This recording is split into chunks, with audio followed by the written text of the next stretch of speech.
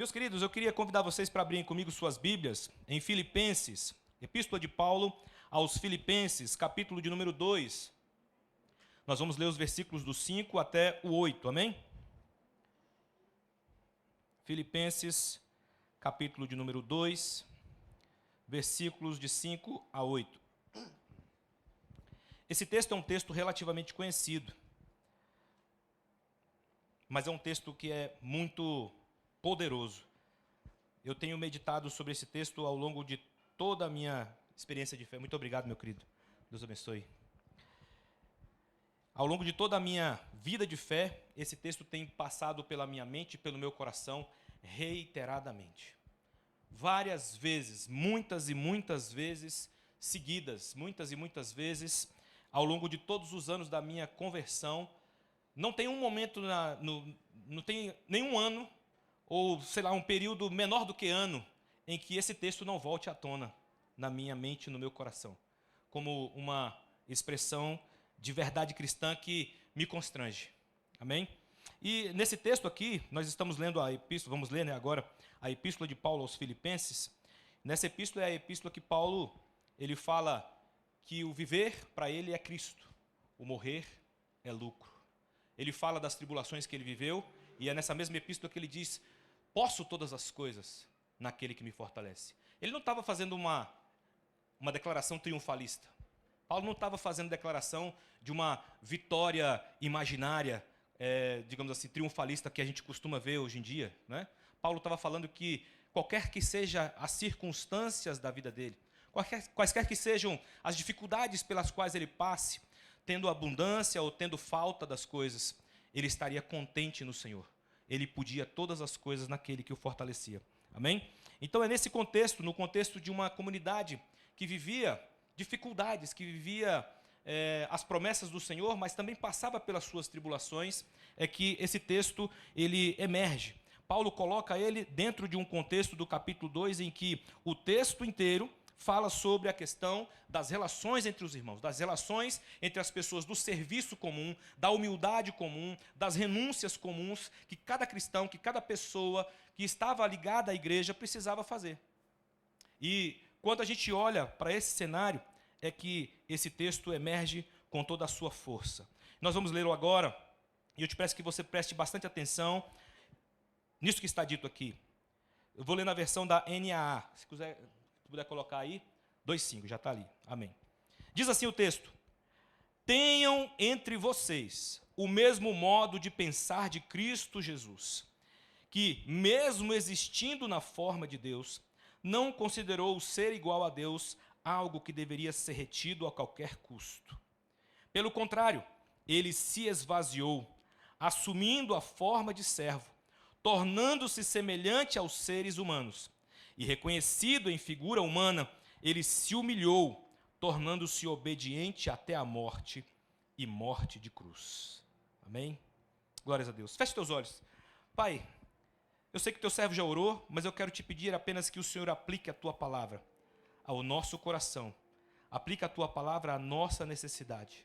Senhor, que eu agora diminua e o Senhor cresça.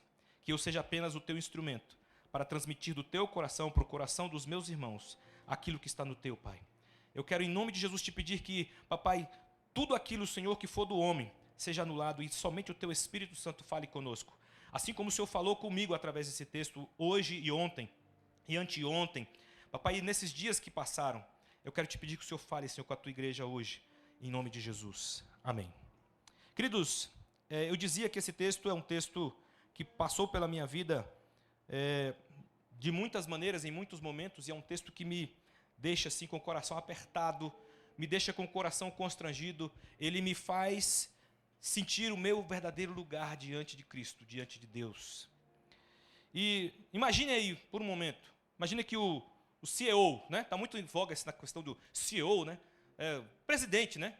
O manda-chuva, né? O grande executivo, o diretor de uma empresa, né? Mega galáctica aí, né? Que seja uma multinacional, global, e aí ele, de repente, ele decide trabalhar perto da residência dele, num lugar carente, fazendo um trabalho de entregador de rua, fazendo um trabalho de doação para as pessoas de mantimentos. Ele é um CEO que deve ganhar um salário talvez milionário. Imagina isso aí. Mas ele resolve, para dar exemplo, resolve servir as pessoas. Se desprende do seu cargo, se desprende dos seus bens, se desprende do seu status, se desprende de tudo aquilo que configura ele como uma pessoa célebre, como uma celebridade no mundo dos negócios. E ele decide servir as pessoas. Vocês imaginaram essa cena? Jesus fez muito mais do que isso. Jesus não é CEO de nenhuma empresa. Ele é o Rei dos Reis. Ele é o Senhor dos Senhores. E eu estou me emocionando aqui enquanto eu digo isso. Porque quando eu penso nisso, o Rei dos Reis, o Senhor dos Senhores, o Verbo vivo, renunciou para o meu bem, para o nosso bem. E sabe, foi por isso que Cristo fez tudo. Mesmo sendo Deus, assumiu a forma de servo. Paulo insiste que esse sentimento que havia em Jesus deve habitar em nós. É isso que esse texto está nos trazendo na sua simplicidade. Eu quero declarar aqui, antes de começar a dizer o que eu preciso dizer, que esse sermão é um sermão simples. Vocês vão perceber. Mas ele vai cobrar de nós. Ele vai exigir de nós. A ideia central que Paulo abarca aqui é que ele não pede admiração, ele pede identificação. Tende em vós o mesmo sentimento, diz a versão Almeida Revista e atualizada, revisada e atualizada. A NAA, como nós lemos aqui, acabamos de ler, tenham entre vocês o mesmo modo de pensar. E a NVI traz outra perspectiva dizendo, seja a atitude de vocês a mesma de Cristo Jesus.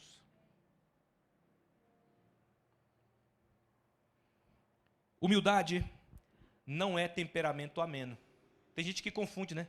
Acha que humildade é ter um temperamento ameno. Não. Humildade é a capacidade de decidir intencionalmente, de não focar tudo em si. Isso é humildade.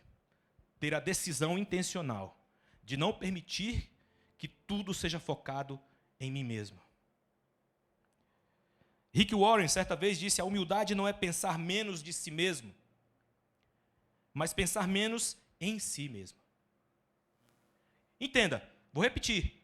Humildade não é pensar menos de si mesmo, mas é pensar menos em si mesmo. E essa perspectiva me lembra posturas que às vezes a gente vê, né? Cristãos que têm aquele achismo da vaga reservada, né? Dentro da igreja. Recusa-se a servir se e onde ele julga que o serviço está abaixo do seu nível. Como se na igreja as pessoas fossem niveladas por categorias. Categorias de espiritualidade, categorias de pessoas, categorias de cargos, categorias, seja lá quais forem. A igreja não serve a esse propósito. Tem também o cristão do palco, né? Ele doa, libera, se sacrifica, ajuda onde pode, mas precisa que todos vejam. Ele precisa da lógica do Instagram, precisa publicar, precisa de visibilidade. A humildade vira performance e o esvaziamento vira vitrine. Tem esse caso. Tem também o caso daquele que acha que tem o direito adquirido. Exige que a igreja se molde aos seus gostos. A música, o horário, o lugar, né, onde vai acontecer as coisas, a forma de conduzir, tudo tem que ser do jeito dele. E ameaça sair quando não é atendido. Viu? Vou sair, estou de mal. Corta aqui.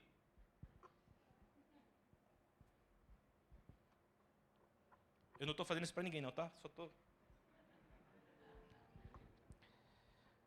Tem o cristão do conforto.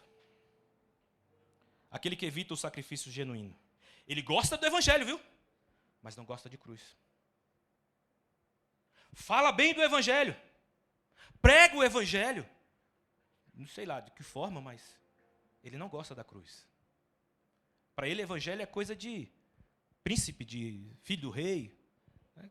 Desse tipo. Vocês estão entendendo onde eu quero chegar, né? Ele esquece que a fé exige perdoar sem desculpas. A fé exige servir sem aplausos. A fé exige obedecer sem entender tudo. E tem o cristão também do evangelho de resultados. Eu vou parar por esse aqui.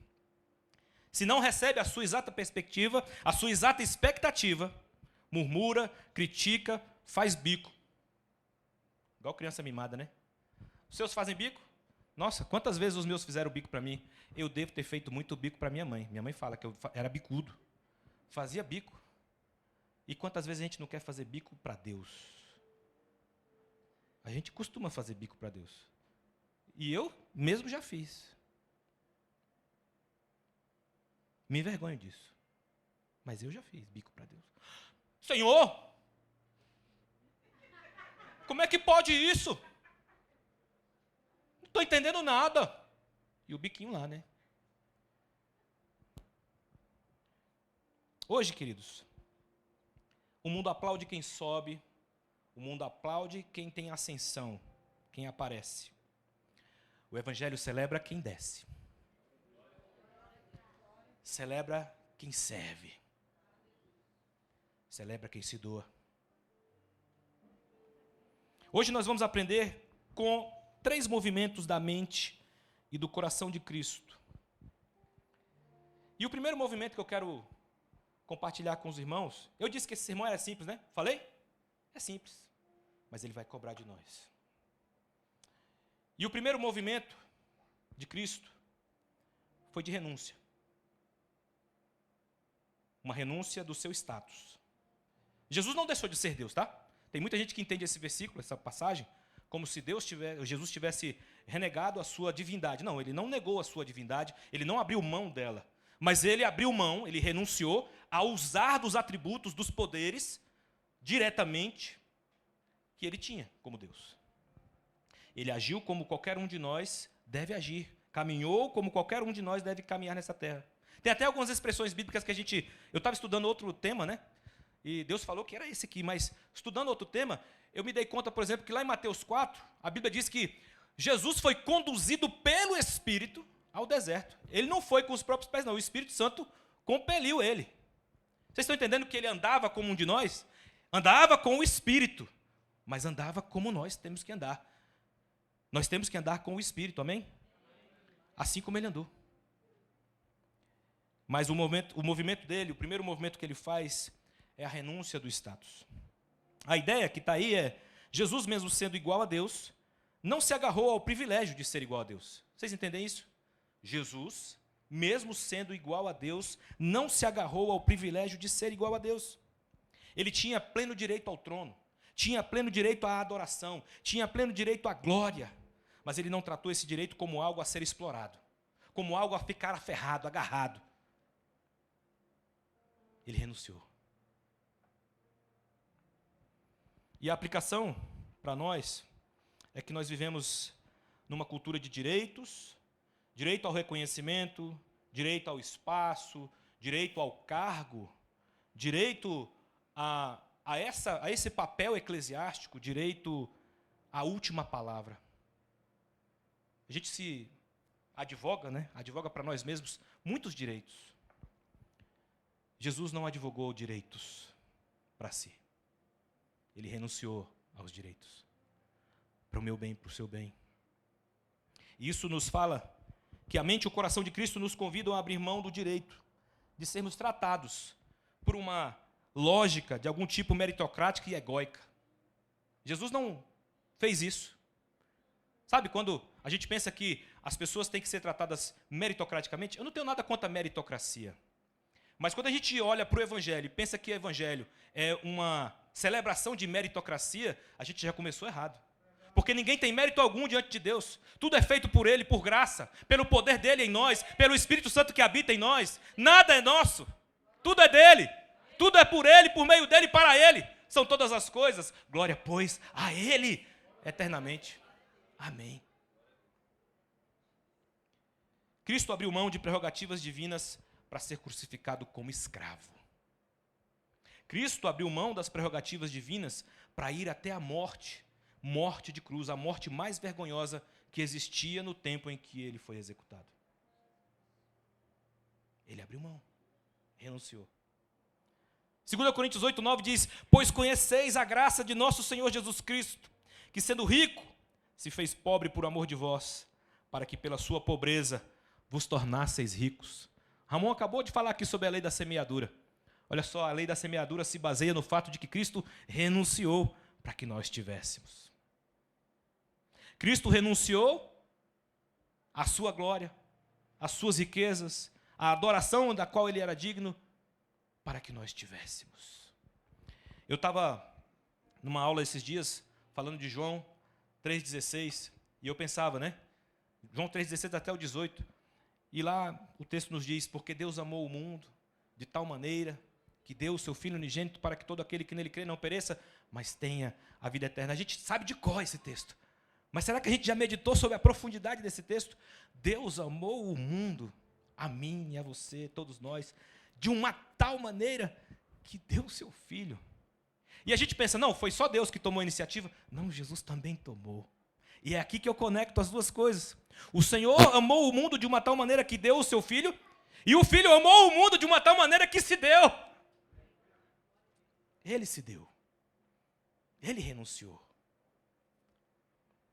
Mas tem outros movimentos. O segundo movimento, movimento 2, foi que ele assumiu a forma de servo. Diz o texto no versículo 7, assumiu a forma de servo. Jesus não deixou de ser Deus, como eu disse, mas ele fez o que na teologia a gente chama de kenosis, o autoesvaziamento. Jesus se esvaziou daquilo que ele podia manter, daquilo que ele tinha direito de ter, mas ele se esvaziou. Vocês entendem a expressão autoesvaziamento? Esse copo está cheio. Vou até beber um pouquinho aqui. Ficou mais vazio. Mais um pouquinho. Se eu continuar bebendo, vocês vão ver ele seco. Jesus fez isso. Numa linguagem simbólica, metafórica, Jesus esvaziou-se dos seus méritos, da sua glória, das suas riquezas, do poder que ele poderia exercer. Jesus esvaziou-se de tudo aquilo que poderia ostentar. E ele tinha, mais do que qualquer outra pessoa neste universo, direito de ostentar. Tem gente hoje que gosta de ostentação, né? Bota aquele escolazão assim, pá, não tem nada contra não, mas eu não curto muito essa moda. Mas tem aqueles que gostam, né? Bota os colazão assim, pá, 10 colar assim, tudo pendurado. O pescoço fica penso assim, né? Em alguns casos. De tanto ouro, de tanta joia, tanto cordão, que alguns cabas põem aí. Anel, pulseira, enfim. Repito, nada contra, mas eu não gosto dessa moda. Mas é a tônica do mundo moderno, a ostentação. As pessoas compram coisas para mostrar para os outros, né? A casa para mostrar, o carro para mostrar, a roupa para mostrar, enfim. Não tem nada assim de errado inerentemente nessas coisas. Mas quando a gente faz isso só porque quer mostrar, aí sim tem alguma coisa errada. Quando a gente quer mostrar porque a gente não quer, né? O pastor Raul não gosta de vir malafrojado. Eu não sou assim do tipo mais vaidoso que existe na face da terra. Mas eu também não gosto de vir, né, com a cara estragada, amarrotado, cabelo despenteado. Né? Tem que vir bonitinho, apresentado, minimamente, não é verdade? Mas quando a gente faz disso uma luta da vida, uma busca da vida, desenfreada, sem limite, tem algo errado. E Jesus, ele se esvaziou. Ele trocou a coroa por pano.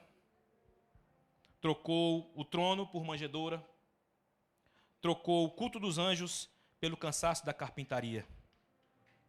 E ele trocou a vida de glória divina pela vida de um servo. Pela vida de alguém que desceu para servir. E tem uma aplicação para nós. Servir não é degrau para algo maior, tá? A gente às vezes pensa que é. Né? Os discípulos perguntaram para Jesus quem seria o maior no reino dos céus. E Jesus disse assim, olha, quem entre vocês quiser ser o maior, seja aquele que mais sirva. E Jesus deu exemplo, lá em João 13 a gente vê Jesus fazendo o lava-pés, né? Tomou a toalha, colocou sobre a cintura. E Pedro queria resistir, não queria nem deixar, porque isso era trabalho de servo. Isso era trabalho de pessoas que serviam a casa. Não era trabalho para pessoas visitantes, para pessoas, digamos, que eram os donos da propriedade. Isso era trabalho de servo. E Jesus falou para eles: eu fiz isso para vos dar o exemplo.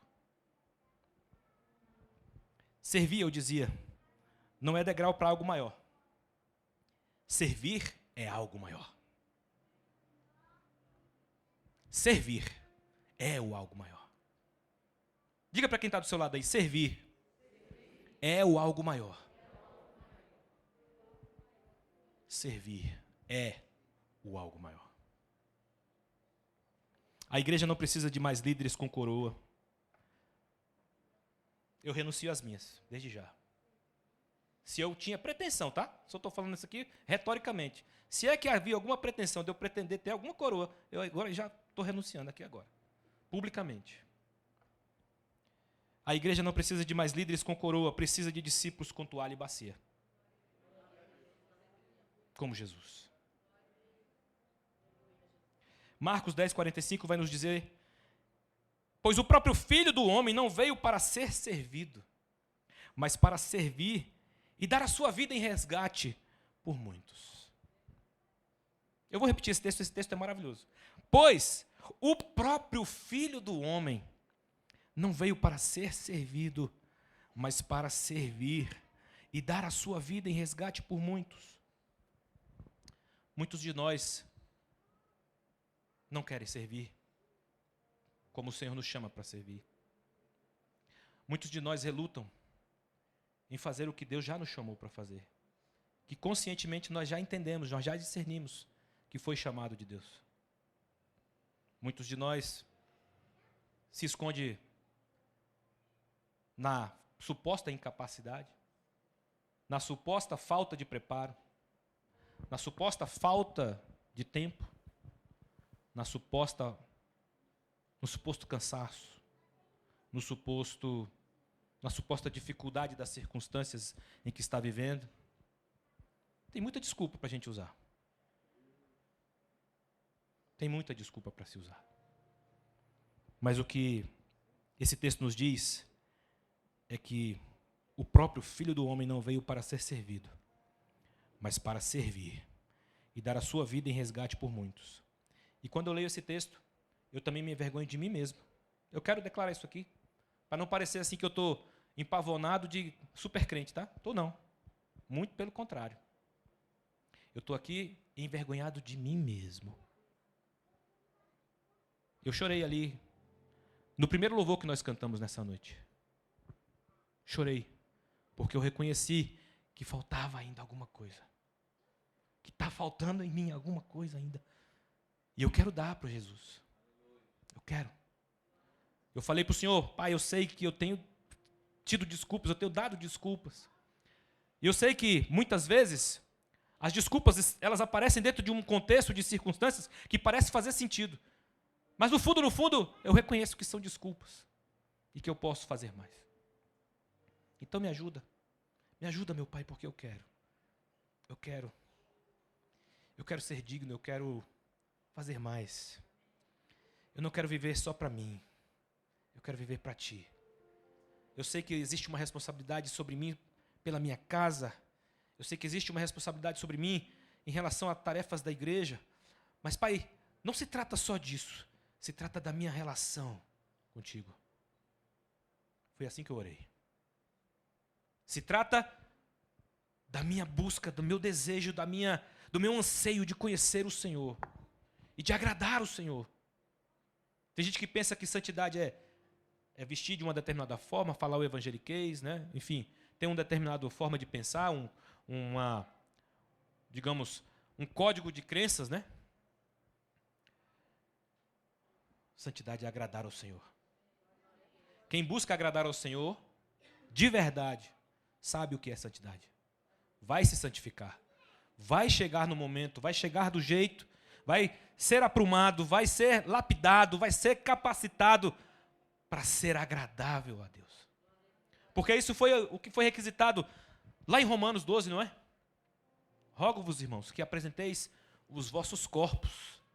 E corpo aqui não é a carne em si, mas a nossa vida, como um sacrifício vivo, santo e agradável a Deus, que é o nosso culto racional.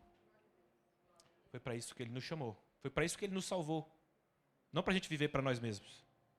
Para a gente viver no clubinho da igreja. Clubinho tem muito lugar por aí. Igreja não é clubinho. Amém? Igreja é comunidade de servos. Igreja é comunidade de pessoas que entenderam quem é Jesus. Que entenderam o que Jesus fez e continuam a obra de Cristo. O terceiro movimento e último que eu quero mencionar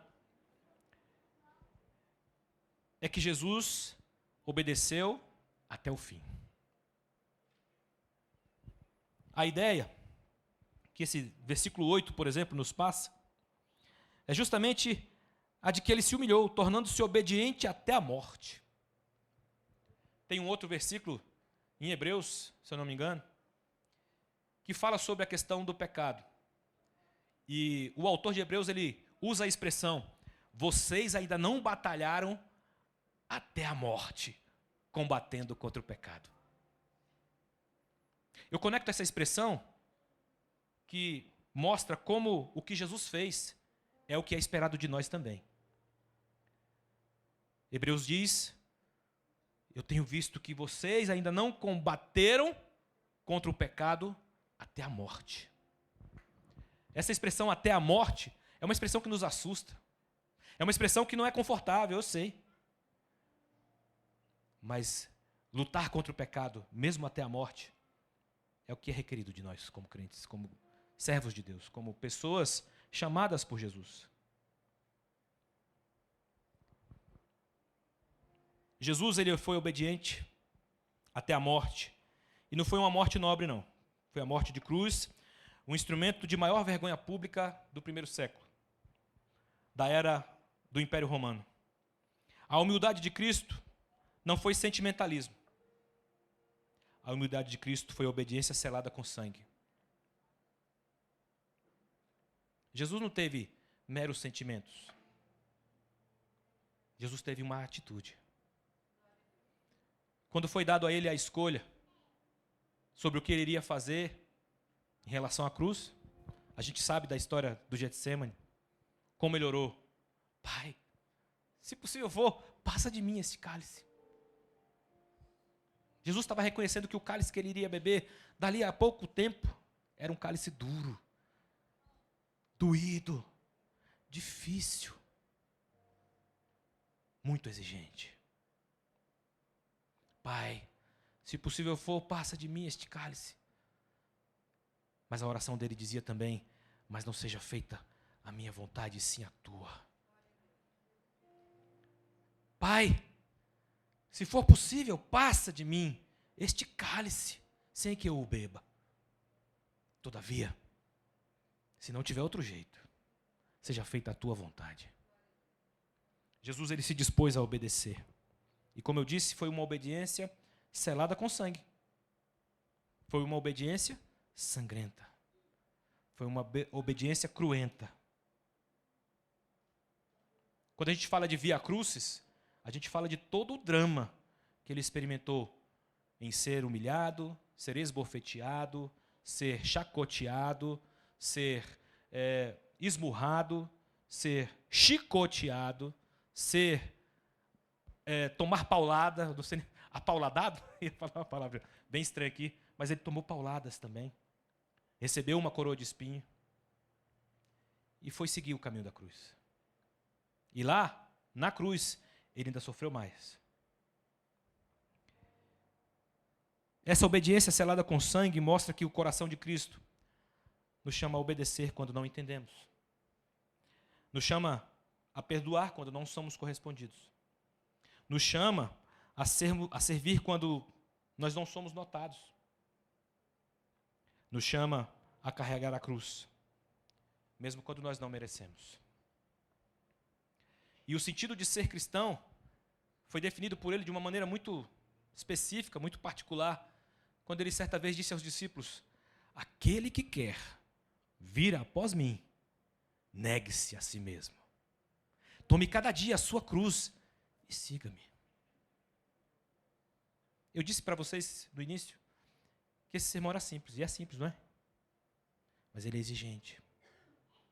O Senhor tem exigido de mim, tem exigido de nós. Amém? O Senhor quer que a gente entenda que a nossa vida é dele, que nós vivemos para ele, porque a glória é dele. A salvação que nos conquistou, que nos alcançou, veio dele. Mas não nos foi dado apenas, diz Filipenses também, não nos foi dado apenas o crer nele, mas também o padecer por ele, servir a ele, andar com ele em todas as circunstâncias, mesmo diante da tribulação. E nós vamos poder todas as coisas, porque ele estará conosco. Diga, eu posso todas as coisas, porque Cristo está comigo. Eu posso todas as coisas, porque ele está comigo. Romanos 5,19 vai nos dizer, porque como pela desobediência de um só homem, muitos se tornaram pecadores, assim também por meio da obediência de um só, muitos se tornarão justos.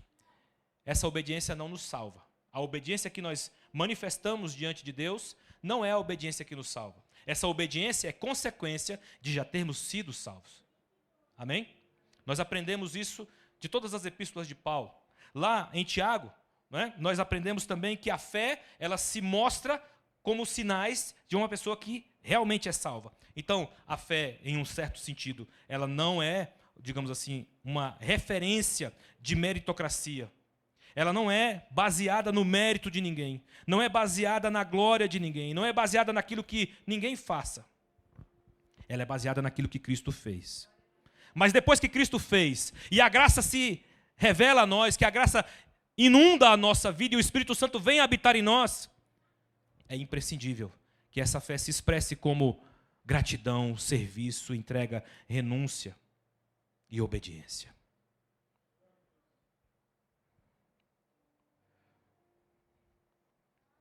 A mente e o coração de Cristo nos desafiam, mas o alvo de Deus para nós é que sejamos como Ele. Eu fiz aqui uma vez um sermão sobre o grande projeto de Deus, que é Cristo formador. Deus quer formar Cristo em nós. Luiz até gostou desse nome, né, Luiz?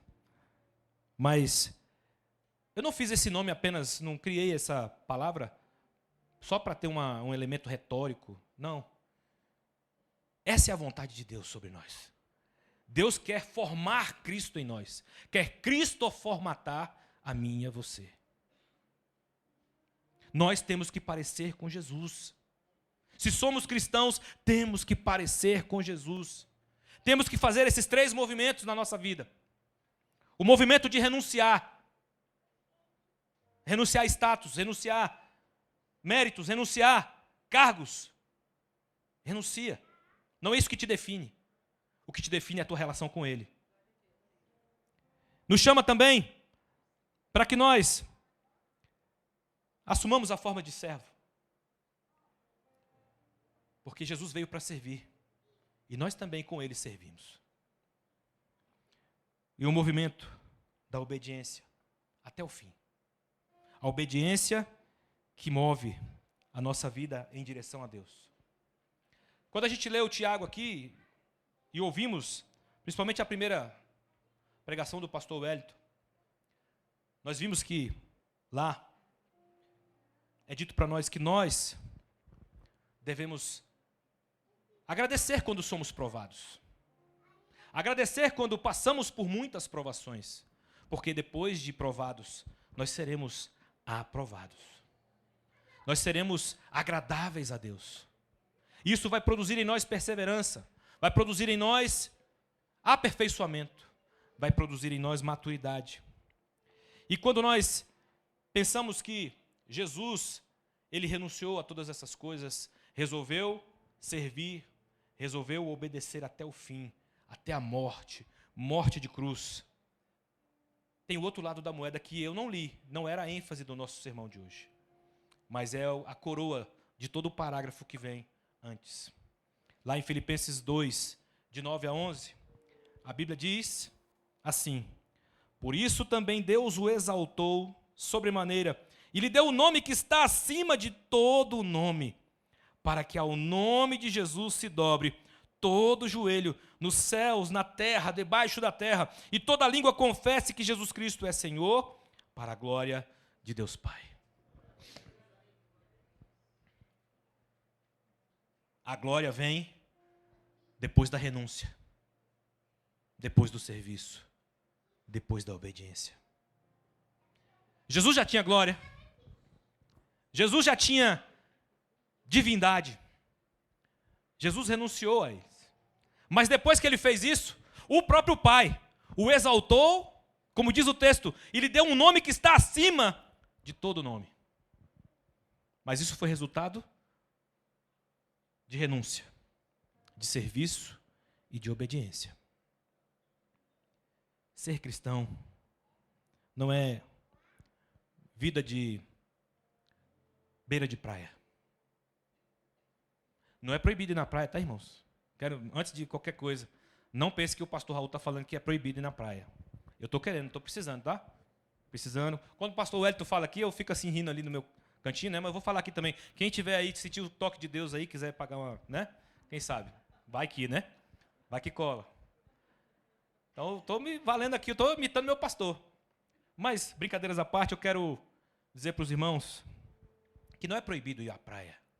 Mas cristianismo não é vida de praia. Cristianismo não é vida deitado na rede. Cristianismo não é vida de marasmo e de mar de rosas. Não. Cristianismo é renúncia. Cristianismo é serviço. Cristianismo é obediência. O chamado que Deus tem para nós é que a nossa geração não seja lembrada pelo volume das reclamações, pelo volume das murmurações, mas pela profundidade do serviço. É isso que Deus quer. Quero chamar a equipe de louvor para ministrar um cântico. Nós vamos encerrar. E enquanto eu vou encerrando aqui, eles vão se preparando e nós vamos fazer uma oração. Dietrich Bonhoeffer foi um teólogo alemão que viveu na época da Segunda Guerra Mundial. E ele escreveu muitas obras sobre o estado da igreja na Alemanha. E uma das coisas que ele constatou é que muitas igrejas na Alemanha estavam mancomunadas com o nazismo, mancomunadas com o Partido Nacional Socialista Alemão. E ele pregava justamente sobre o tipo de atitude que faz a graça ser uma graça barata, que faz a graça ser uma graça banal, que faz da graça alguma coisa da qual nós estamos tão acostumados em falar dela, que já nem entendemos o que se trata. E ele disse uma frase muito interessante, com a qual eu quero finalizar e logo em seguida orar. Ele disse: a igreja só é a igreja quando existe para os outros. A igreja só é a igreja quando existe para os outros. Igreja não é clubinho. Deus não tem filhos mimados, mas Ele quer nos forjar. Amém?